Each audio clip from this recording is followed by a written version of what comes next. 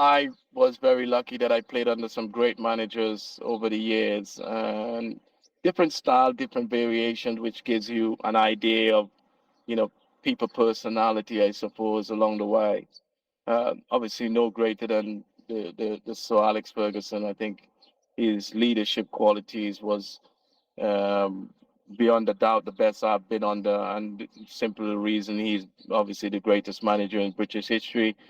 Uh, Nothing that I've already telling you here that you don't already know. He's the most successful manager, but also I think with the leadership quality, which is something that I've studied now that I've gone into management myself, it's all down to communications and having that communication skills that you can then convert to your players in our cases.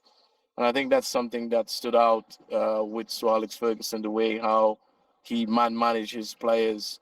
Um, but also, you get to learn that you are managing an organization and you're not just managing an individual. You got to manage from the tea lady, the people in the canteen, to the groundsmen who obviously take time out, who are there in behind the scenes, who are doing all the grafting and not seeing the glamour side of it, because the glamour side is for the players to play, but the preparation behind the scene, what has been done, how you communicate with them, what you're talking to them, you knowing people birthdays, you know there's a celebration here, you're saying good morning, you're saying various things to people, so they become part of what you think is going to be successful.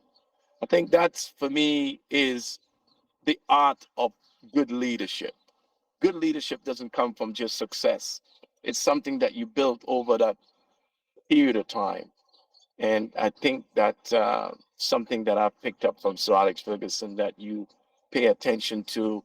If you got to be successful, it's based on your backroom staff, the people that you have that bond with, that you can have that conversation. You know, you kind of have open and honest conversation, and it's down to you as a leader what you take and process on board. That you have people that are on the same page, and I think that's all part of the art of leadership, as they say. And I've been um, something that I feel that I'm gonna be very good at. That's the reason I've got back into football. Something that I'm very passionate about. Obviously, the playing side takes care of itself, but to lead people even when you are not in a good place, because we all human beings. Some days you get up, as I say, on the wrong side of the bed, but you still got to manage your organization. And so, a good leadership comes from all of the above. I think it's not just when it's good. There are moments when you lose football matches, but you got to pick everybody up, and you got to get back to winning ways. How do you go about doing that? How do you motivate those players?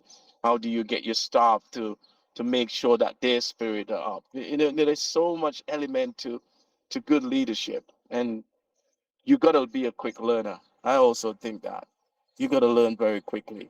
You got to sense when people are not particularly in a good place as well.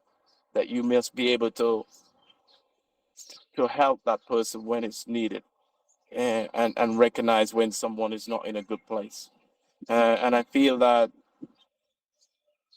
my nature as a person, my personality, uh, having the Caribbean background of happy-go-lucky, but also have the vision and the focus of when to be serious at the same time, and when there's a line that people cannot cross, and when people understand there are certain boundaries that you're not allowed to cross.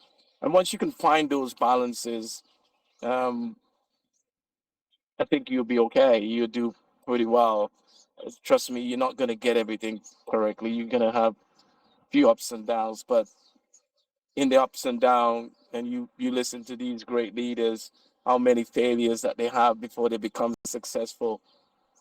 Uh, you just got to trust the things that you trust and believe in, but more importantly, the people in and around you must have the same sort of belief that you are trying to achieve, and it's not overachievable. You got to be within reasonable. And I think if you can get that, build that culture, what we call the culture, in and around your working environment, um, build that winning mentality in defeat, as we mentioned earlier on. How can you then reflect in a positive way to make sure that those mistakes that made, that you'll be able to correct it going forward? And I think, you know, everyone have their own way of leadership. And I think one of the biggest single factor that when I spoke to people in my position who's now managers, ultimately you got to be yourself. You can't be somebody else that you're not, or pretend to be Sir Alex Ferguson when you're not. I can't be him, but there's some good things from Sir Alex Ferguson I can take, and then you have to sort of resonate your personality on it. And I think if you can do those things, then yeah, I think you're on the right path.